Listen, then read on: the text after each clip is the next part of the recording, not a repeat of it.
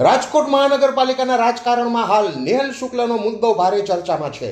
Ward number 7ના corporator અને standing કમિટીના સભ્ય નેહલ શુક્લની સદસ્યતા રદ કરવાની હિલચાલને પગલે ખળભળાટ મચી ગયો છે.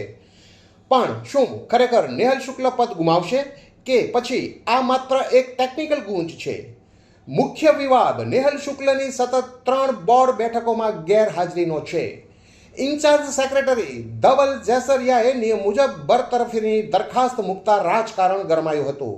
જ્યારે ચૂંટણીઓ નજીક છે ત્યારે જ આ વિવાદ સામે આવતા અનેક તર્ક વિતર્ક થઈ રહ્યા છે. જોકે આ મામલે સ્ટેન્ડિંગ ચેરમેન જયમીન ઠાકરે સ્પષ્ટતા કરતા જણાવ્યું છે કે ભાજપમાં કોઈ કલહ નથી અને તમામ 65 કોર્પોરેટરો નેહલભાઈની પડખે છે. તેમણે વધુમાં ઉમેર્યું હતું કે 3માંથી એક બોર્ડમાં રજા રિપોર્ટ મુકાયો હોવાથી બરતરફીની શક્યતા નહીવત છે. પોતે કાયદાના સ્નાતક હોવાથી નેહલ શુક્લએ પણ મક્કમતાથી પોતાનો પક્ષ રાખ્યો છે. તેમણે દાવો કર્યો છે કે તેઓ સ્ટેન્ડિંગ કમિટીની બેઠકોમાં હાજર રહ્યા છે, જે રેકોર્ડ પર પણ છે. જીપીએમસી એક્ટ મુજબ જો કોઈ કોર્પોરેટર અન્ય સમિતિની બેઠકમાં હાજર હોય તો તેને બરતરફ ન કરી શકાય. નેહલભાઈએ સ્પષ્ટ કર્યું છે કે શહેર પ્રમુખ અને મેયર સાથે પણ આ મુદ્દે ચર્ચા થઈ ગઈ છે અને આ માત્ર એક રૂટીન પ્રક્રિયા છે.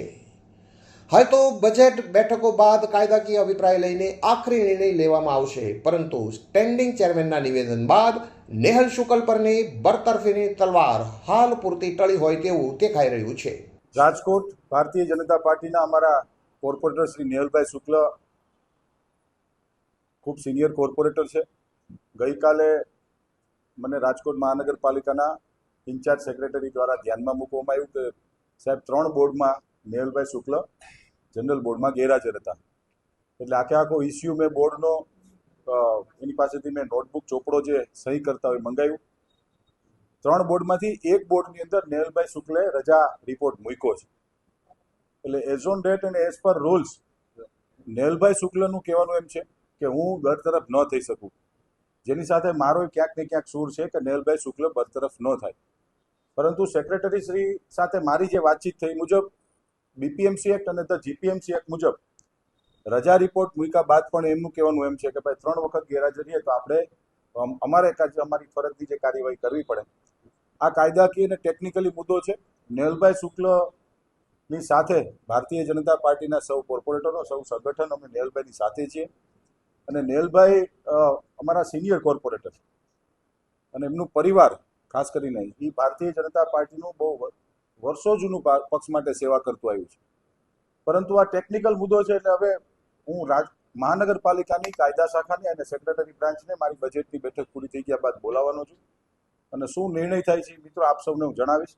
પરંતુ આવું ભૂતકાળમાં પણ બન્યું છે. પણ ટેકનિકલી જોવા જઈએ તો એક બેઠકની અંદર નેહલભાઈ શુક્લે રજા રિપોર્ટ મૂક્યો છે. એવું નથી કે 3 બેઠકની અંદર રજા રિપોર્ટ વગર નથી આવ્યા તોય કાયદેસર રીતે બરતરફ થઈ શકે. પરંતુ એક વખત એને રજા રિપોર્ટ મૂક્યો છે અને આવી રીતે ચૂંટાયેલા જનપ્રતિનિધિઓ ઘણી વખત ક્યારેક કોઈ કારણોસર રજા રિપોર્ટ મૂકીને ગેરહાજર રહેતા હોય. શું વિષય છે એ હવે કાયદાકીય વિષય છે. હું મારી કાયદા શાખાને માર્ગદર્શન લઈને જરૂરથી આપને જણાવીશ. જેમીભાઈ વર્ષ 2018માં જે ધર્મિષ્ઠા બા છે તેને આવી રીતે બરતરફ કરવામાં ધર્મિષ્ઠા બાનો જ્યાં સુધી મને નોલેજ છે ને મને જ્યાં સુધી ખ્યાલ છે ત્યાં સુધી એને રજા રિપોર્ટ નહોતો મૂક્યો.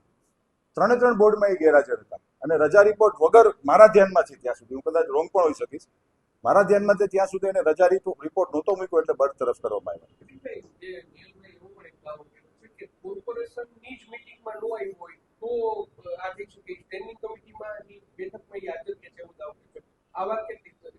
એટલે એણે મને પણ કહ્યું છે. ગઈકાલે બજેટની મિટિંગની અંદર અમે મિટિંગ પૂરી થઈ ગયા બાદ બેઠા હતા હું અને નેહલભાઈ શુક્લ, મને પણ કહ્યું છે. એટલે મેં જેમ કીધું એમ અત્યારે રાજકોટ મહાનગરપાલિકાનું બજેટની સમીક્ષા બેઠક ચાલુ છે. એટલે સવારથી રાત સુધી કન્ટિન્યુ બેક ટુ બેક અધિકારીઓને વિભાગ વાઇઝ મારી મિટિંગો લઉં છું. એટલે બજેટ આજે અથવા આવતીકાલે સમીક્ષા બેઠક પૂરી થઈ ગયા બાદ લીગલ અભિપ્રાય અમે માગવાના છીએ. નેહલભાઈ ખૂબ અભ્યાસુ અને વિચક્ષણ કોર્પોરેટર છે, ખૂબ બુદ્ધિશાળી કોર્પોરેટર છે. એટલે એમને કીધું હશે તો કંઈક સમજી વિચારીને કીધું હશે એટલે એમને પણ સાંભળવામાં આવશે અને અધિકારીઓ શું કહે છે એમને પણ સાંભળવામાં આવશે. એટલે મેં આપને એ જ કીધું ને, બજેટ બોર્ડ તો હજી વાર છે, પરંતુ એ પહેલા તો કાયદાકીય રીતે અમે લોકો નિષ્ણાંતોને પૂછીને શું નિર્ણય આવે આપને જરૂરથી જણાવીશું. જેમ તમે કીધું કે નેહલભાઈ બુદ્ધિશાળી કોર્પોરેટર જે સ્ટેન્ડિંગની જે મીટિંગ હોય છે તેમાં ઘણા એને શાસકો સામે સવાલ ઉઠાવે છે, તેના લઈને દાવ લેવો તો એવું નથી. ના એવો કોઈ વિષય જ નથી. અમારી પાર્ટીની અંદર જ્યારે કોરમની અંદર જ્યારે બેઠા હોય છે ત્યારે દરેક કોર્પોરેટરને દરેક ચૂંટાયેલા જનપ્રતિનિધિને પોતાની વાત મૂકવાનો અધિકાર હોય છે. હું પણ મૂકતો હોઉં છું, નેહલભાઈ પણ મૂકતા હોય છે અને અન્ય કોર્પોરેટર પણ મૂકતા હોય છે.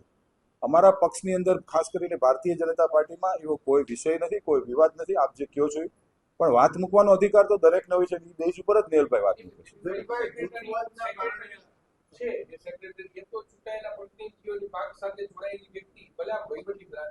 પ્રોટોકોલ પ્રમાણે પણ ચૂંટાયેલા પ્રતિનિધિઓ સાથે આ પ્રકારનો અભિપ્રાય લેતા પહેલા શાસકો સાથે એમને કોઈ ચર્ચા નથી.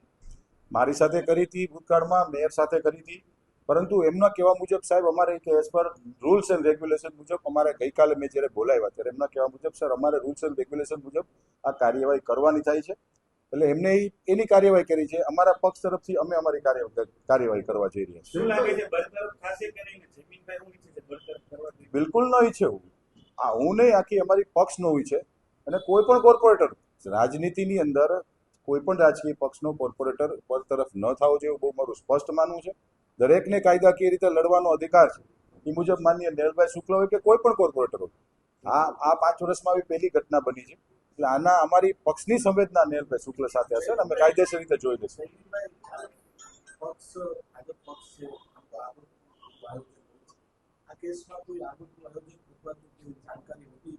બે દિવસ મેં જેમ કીધું 2 કે 3 દિવસ પહેલા જ આ વિષય મારા ધ્યાનમાં માનનીય સેક્રેટરી શ્રીએ મૂક્યો હતો. એટલે મેં કીધું બજેટ પછી જોઈ લઈએ છીએ. પણ એમની સ્વાભાવિક છે કે એ તો ગવર્મેન્ટ ક્લાસ 2 ઓફિસર છે.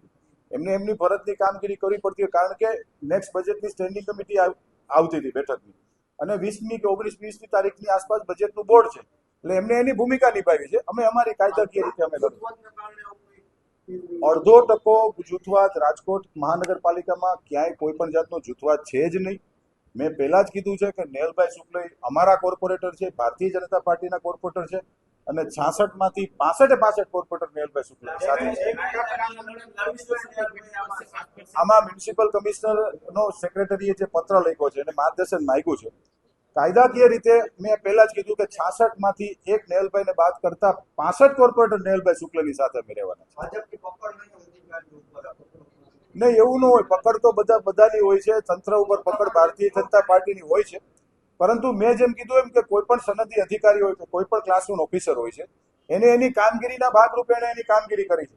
હવે અમે કાયદાકીય રીતે હું મારી લીગલ બ્રાન્ચને બોલાવી અને જાણી અને ચોક્કસથી આપને જણાવીશ.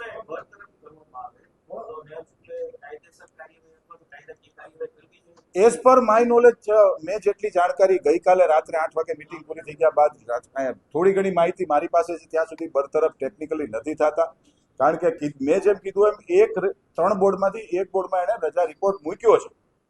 એટલે બીપીએમસી અને જીપીએમસી એક્ટના કાયદાઓ જોઈ અને જાણી અને જરૂરથી આપને કહીશ. બરતરફ મારા નોલેજ મુજબ નેહલભાઈ શુક્લ નથી થતા. ઈશ્વરની મારા ઉપર કૃપા અને આશીર્વાદ રહ્યા છે કે દરેક સારા કામમાં હું ક્યાંક નિમિત્ત બનતો આવ્યો છું અથવા મને એમાં સહભાગી થવાનું મળ્યું છે. જીપીએમસી એક્ટની પણ નાની મોટી સ્પષ્ટતાઓ જે બાકી હશે એમાં ક્યાંક ને ક્યાંક મારું નામ આવ્યું અને હું નિમિત્ત બન્યો છું એનો મને આનંદ છે અને ભગવાનની કૃપા છે. જીપીએમસી એક્ટની કલમ મુજબ એમાં બહુ સ્પષ્ટ લખ્યું છે કે કોઈ પણ કોર્પોરેટરે આરએમસીની મિટિંગ કોર્પોરેશનની મિટિંગમાં 3 મહિનામાં ગેરહાજર રહેવાનું હોતું નથી. હું નિયમ અનુસાર સ્ટેન્ડિંગ કમિટીની મિટિંગમાં હાજર જ રહ્યો છું. મારી 3 મહિનાની ગેરહાજરી થતી જ નથી. અને ખાસ ઉલ્લેખનીય છે કે જ્યારે હું 20મીએ જનરલ બોર્ડ હતું ને 19મીએ મેં અહીંયા કોર્પોરેશનમાં બધા જ મેયરશ્રીની ચેમ્બરમાં મેયરશ્રી નૈનાબેન, સ્ટેન્ડિંગ કમિટીના ચેરમેન જયમીનભાઈ, રાજકોટ ભાજપના શહેર અધ્યક્ષ શ્રી માધવભાઈ, મનીષભાઈ રાડિયા અને લીલુબેન જાદવ આ બધા અને સેક્રેટરી પોતાની સાથે મિટિંગ કરેલી હતી. અને એમાં બહુ સ્વયં સ્પષ્ટ રીતે અભ્યાસ બહાર આવતો હતો કે આરએમસીમાં કોર્પોરેશન મિટિંગ એવું જીપીએમસી એક્ટમાં લખ્યું છે જેમાં સ્ટેન્ડિંગ કમિટીની મિટિંગનો પણ સમાવેશ થાય. એટલે મારા કોઈ નિયમ ભંગનો પ્રશ્ન જ નથી. હું હંમેશા કાર્યરત રહ્યો છું. અને સેક્રેટરીને કદાચ કોઈ એવું માર્ગદર્શન આપ્યું હશે કે ભાઈ તમારે પત્ર લખીને કમિશનરને જાણ કરવી જોઈએ માટે એમણે પત્ર લખ્યો હોય આવું મારું સ્પષ્ટ માનવાનું છે.